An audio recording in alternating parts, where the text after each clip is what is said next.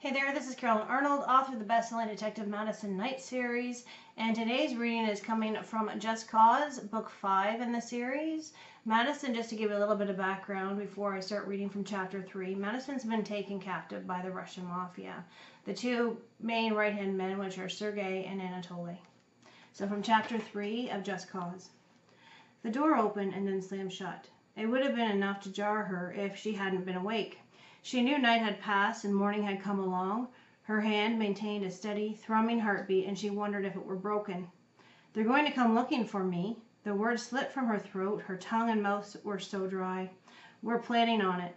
The voice came from the shadows, but she recognized it as Anatoly's. The light came on, and he moved closer. They had been calling all morning. He held up her cell phone and tossed it into her lap. It fell off and landed on the floor at her feet. "Let me go, and we can work out a deal." He didn't say anything but moved closer to her. He pulled out a cigarette and lit up. Taking a deep drag, he exhaled the smoke into her face. She coughed on reflex. "You shot my friend," he scowled. As Madison's eyes adjusted, she observed the wildfire in his gaze and feared for her life. He grabbed a handful of her hair. White flashes of pain limited her vision. "Listen, we can make a deal if you let me go now." Her sentence came out fragmented, carried on bursts of breath. Maybe if she could somehow appeal to him. She had always considered Anatoly the weaker of the two. "You are in no position to make deal." His Russian accent cut through the air and his warm breath cascaded over her face, delivering the stench of nicotine. What if she died here? This could be the last thing she remembered before she left this world. Her cell phone rang again, vibrating across the floor.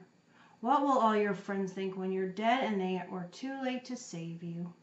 The way he was talking, she wondered if Sergei hadn't made it, but the door opened again and Sergei came through, walking with a gimp and favoring his right side. "You can't kill the devil." Sergei lifted his shirt and showed her the sutures that sealed up the bullet wound. "Next time I'll be sure to finish the job," she said with more confidence than she felt. Sergei's teeth clenched so tight, his jawbones protruded in sharp, jagged lines. He nodded his head toward Anatoly, who released his hold on her hair, but drew his gun and put its barrel to her forehead. She went to move to the side, but found her motion limited. They had placed a collar around her neck. Panic stole her breath. "But we won't kill you right away." Sergei gestured to the revolver in Anatoly's hand. "You like to gamble with your life, so how about we play a game?" Her breathing stalled, her heart splintered in her chest, and her stomach tightened and heaved, tossing bile up the back of her throat. "We simply call it roulette when we play." The Russian part would be redundant. Sergei paced the room, and Madison didn't miss the flicker in the man's eyes. "Anatoly's going to pull the trigger. If you live, we will take our time with you. If you die, well, I suppose game over." Both men laughed, sending chills through her. Her entire life didn't flash before her eyes, but moments of it did. Images of kissing Toby Sovereign haunted her, dredging up the feeling she harbored for him. But if she got out of here, could she look beyond the past to a future with him? He had challenged her to say she didn't love him anymore and to look into his eyes while she did so. A deep breath escaped her lungs. Cynthia. Would she understand? Cynthia knew how much solving this case meant to her. She had been supportive, but would she understand why she risked her life? Her mother would never see her happily married with children, and their relationship would never be mended. She could envision her father grieving as if she were already gone. Tears fell over a daughter who was always just out of reach. She wouldn't have a chance to say goodbye to them or to her sister Chelsea. She wouldn't see her nieces grow up. Terry, her partner, would be disappointed in her, and she would never meet his baby, his son, as he was so certain it would be. The ache knotted in her chest with the realization that she'd devoted her life to the job to the point of isolation.